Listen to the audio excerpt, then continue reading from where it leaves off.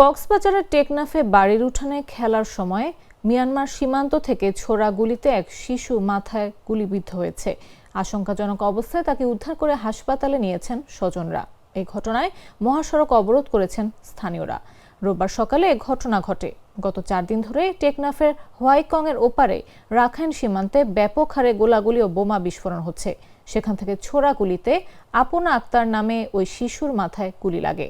আহত শিশু টেকনাফের হোয়াইকং 3 নম্বর ওয়ার্ডের জসিম উদ্দিনের ছেলে।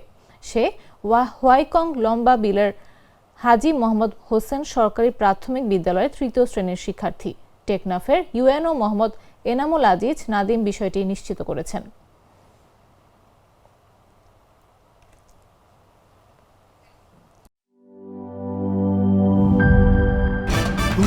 ভয় পাস না, এটা কসমিক ডোর। শব্দের আরেক নাম কসমিক ডোর। এর ওয়াল থিকনেস ও রিপ থিকনেস বেশি থাকায় এটাকে 50 বছরেরও বেশি। কসমিক ডোর, নিশ্চিন্তে 50 বছর।